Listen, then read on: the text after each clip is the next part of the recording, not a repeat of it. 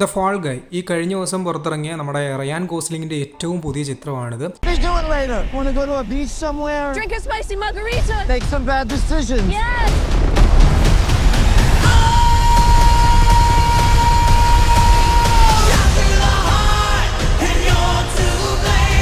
അപ്പോൾ സിനിമയെ പറ്റി നോക്കുകയാണെങ്കിൽ കണ്ടിരിക്കാൻ പറ്റുന്ന ഒരു ആക്ഷൻ കോമഡി മൂവി ആയിട്ടാണ് എനിക്ക് ഫീൽ ചെയ്തത്.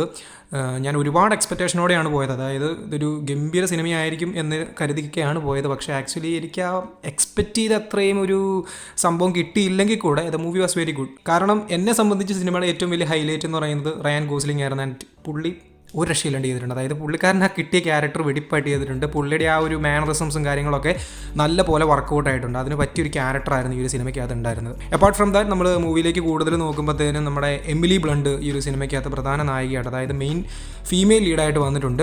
കൂടാണ്ട് ഡേവിഡ് ലീച്ചാണ് ഈ ഒരു സിനിമ ഡയറക്റ്റ് ചെയ്തിരിക്കുന്നത്. ഡേവിഡ് ലീച്ചിനെ പറ്റി ഞാൻ പ്രത്യേകം എടുത്തു പറയേണ്ട കാര്യമില്ല. നമ്മുടെ ഡെഡ്പൂൾ 2-ഉം ബുള്ളറ്റ് ട്രെയിനും ഒക്കെ സംവിധാനം ചെയ്തിട്ടുള്ള ഒരാളാണ്. അപ്പം അങ്ങേരുടെ ഒരു ലെവൽ എന്താണെന്ന് നിങ്ങൾക്ക് മനസ്സിലാകും. പക്ഷേ ഈ രണ്ട് സിനിമകളെ വെച്ച് കമ്പയർ ചെയ്യുമ്പോഴും ഫാൾ ഗായ് എനിക്ക് തോന്നുന്നു കുറച്ച് ഡൗൺ ആണ്. അതായത് ബാക്കിയുള്ള രണ്ട് സിനിമകളിലും ഹ്യൂമറും അതുപോലെ തന്നെ ആക്ഷനും എല്ലാ കാര്യങ്ങളും സ്റ്റോറി ലൈനും എല്ലാ കാര്യങ്ങളും പക്കായിട്ട് വർക്കായിരുന്നു. പക്ഷേ ഈ ഒരു സിനിമയിലേക്ക് വരുമ്പോഴത്തേന് ഈ എല്ലാ കാര്യങ്ങളും വർക്കൗട്ട് ആവുന്നില്ല.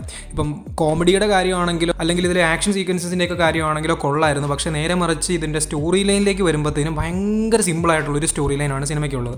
അതായത് നമ്മുടെ റയാൻ ഗോസ്ലിംഗ് അവതരിപ്പിക്കുന്ന കോൾട്ട് എന്ന് പറയുന്ന ക്യാരക്ടർ ഒരു സ്റ്റണ്ട്മാനാണ്. അതായത് ഒരു ഫാൾ ഗായ് ആണ്. ഈ സിനിമകളിലൊക്കെ ഡ്യൂപ്പായിട്ട് അഭിനയിക്കത്തില്ല. അപ്പം അങ്ങനെ മെയിൻ നായകൻ്റെ ഡ്യൂപ്പായിട്ട് അഭിനയിക്കുന്ന ആളാണ് നമ്മുടെ കോൾട്ട്. അപ്പോൾ ഇതുപോലൊരു സ്റ്റണ്ടിനിടയ്ക്ക് ഒരു ആക്സിഡൻറ്റ് ഉണ്ടായതിന് ശേഷം കോൾട്ട് തൻ്റെ ആ ഒരു സ്റ്റണ്ട്മാൻ ജീവിതം എല്ലാം മാറ്റി വെച്ച് പുതിയൊരു ജീവിതം തുടങ്ങുകയാണ്. അതായത് എല്ലാ ആൾക്കാരെയും അദ്ദേഹത്തിൻ്റെ ഗേൾ ഫ്രണ്ട് ആയിട്ടുള്ള എമിലി ബ്ലണ്ട് അവതരിപ്പിക്കുന്ന ക്യാരക്ടറിനെ പോലും വേണ്ടാന്ന് വെച്ചിട്ട് ഒരു സ്വൈര്യ ജീവിതം തേടി അങ്ങനെ പോവുകയാണ്. പക്ഷേ കുറച്ച് നാളുകൾക്ക് ശേഷം ഇദ്ദേഹത്തിന് വീണ്ടും സിനിമയിൽ സ്റ്റണ്ട്മാനായിട്ട് അല്ലെങ്കിൽ ഡ്യൂപ്പായിട്ട് അഭിനയിക്കാൻ ഒരു കോൾ വരുവാണ്. ആദ്യമൊക്കെ നിരസിക്കെങ്കിലും തൻ്റെ എക്സ് ഗേൾ ഫ്രണ്ട് ആണ് ഈ ഒരു സിനിമ ഡയറക്റ്റ് ചെയ്യാൻ പോകുന്നതെന്ന് കേട്ട് കഴിഞ്ഞപ്പോൾ അതിന് കോൾട്ടിന് അത് വേണ്ട എന്ന് പറയാൻ തോന്നിയില്ല. അപ്പോൾ നമ്മുടെ എക്സ് ഗേൾ ഫ്രണ്ടിന് വേണ്ടി തിരിച്ചു പോയ കോൾട്ടിന് പിന്നീട് ഒരു വലിയ കോൺസ്പിറസിക്കകത്ത് ചെന്ന് പെടേണ്ടി വന്നിട്ടുണ്ട്. അതായത് ഈ ഒരു സിനിമയുടെ മെയിൻ നായകൻ ഒരു വലിയ പ്രശ്നത്തിലോട്ട് വന്ന് പെടുന്നുണ്ട്. ആ പ്രശ്നം പരിഹരിക്കാൻ നമ്മുടെ കോൾട്ടിന് പോവേണ്ടി വരുന്നു. പിന്നെ അതൊക്കെ ആയിട്ട് ബന്ധപ്പെട്ടുകൊണ്ടാണ് ഫാൾ ഗായുടെ സ്റ്റോറി ലൈൻ മുൻപോട്ട് നീങ്ങുന്നത്. അപ്പം വളരെ സിമ്പിളായിട്ടാണ് സിനിമ മുൻപോട്ട് നീങ്ങുന്നത്. ഞാൻ ഒരുപാട് ആക്ഷൻ സീക്വൻസസ് പ്രതീക്ഷിച്ചുകൊണ്ടാണ് പോയത്. പക്ഷേ അത്രയ്ക്ക് അങ്ങോട്ട് ആക്ഷൻ സീക്വൻസസോ കാര്യങ്ങളോ ഒന്നുമില്ല. അവിടെ ഇവിടങ്ങളിലൊക്കെ ആയിട്ടാണ് സിനിമയിൽ ആക്ഷൻസ് വരുന്നത്. അതായത് ഒരു full and full action movie അല്ല ഇത്. ഫണ്ണി ആയിട്ടുള്ള മൊമെൻറ്റ്സിൽ ഫണ്ണി ആയിട്ടുള്ള കാര്യങ്ങൾ മാത്രം വെച്ചിട്ട് പിന്നീട് ആക്ഷൻ മൊമെൻറ്റ്സിൽ ആക്ഷൻ വെക്കുന്നു. അങ്ങനെ ഹൈ മൊമെൻറ്റ്സ് കയറി ഇറങ്ങി പോകുന്നൊരു ഫീലാണ് എനിക്ക് തോന്നിയത്. ചില സമയങ്ങളിൽ ഇതൊരു ഗംഭീര ഫിലിമായിട്ട് തോന്നി, ചില സമയങ്ങളിൽ അയ്യോ ഇത്ര ഉള്ളൂ എന്ന് തോന്നും. അങ്ങനെ ഒരു മോഡിലാണ് എനിക്ക് ഫീൽ ചെയ്തത്. പക്ഷെ എന്തൊക്കെയാണെങ്കിലും സിനിമ കണ്ടിറങ്ങി കഴിഞ്ഞപ്പോഴത്തേനും ഒരു നഷ്ടബോധമൊന്നും തോന്നിയില്ല. കാരണം എൻ്റർടൈനിങ് ആയിരുന്നു. അതുപോലെ തന്നെ നമ്മുടെ റയാൻ ഗോസ്ലിംഗിനും എമിലി ബ്ലണ്ടിനും ഇടയിലുള്ള ക്യാരക്ടർ കെമിസ്ട്രി ഒക്കെ വളരെ ഗംഭീരമായിരുന്നു. ഇവർക്കിടയിൽ ചില ഡയലോഗ്സും കാര്യങ്ങളൊക്കെ വരുന്നുണ്ട്. അതായത് തൻ്റെ ഗേൾ ഫ്രണ്ടിനെ മൊത്തത്തിൽ ഗോസ്റ്റ് ചെയ്തിട്ടാണ് കോൾട്ട് പോകുന്നത്. അപ്പോൾ തിരിച്ചു വരുമ്പോഴത്തേനും ഇവർക്ക് രണ്ടുപേർക്കും ഇടയിൽ എങ്ങനെയായിരിക്കും കാര്യങ്ങൾ വർക്കൗട്ട് ആവുക എന്നുള്ള കാര്യങ്ങളൊക്കെ വളരെ ഫണ്ണി ആയിട്ട് തന്നെ കാണിച്ചിട്ടുണ്ട്.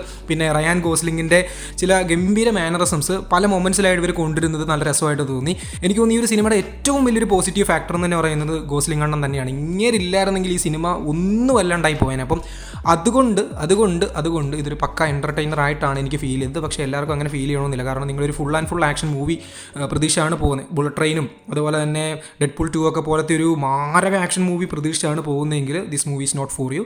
പക്ഷേ അത്യാവശ്യം ആക്ഷൻ സീക്വൻസസ് ഒക്കെ ഉണ്ട്. എസ്പെഷ്യലി ക്ലൈമാക്സിലെ ആക്ഷൻ സീക്വൻസസ് ഒക്കെ വളരെ ഗംഭീരമായിരുന്നു. അങ്ങനെയൊക്കെ കുറച്ച് കാര്യങ്ങളൊക്കെ കിട്ടും.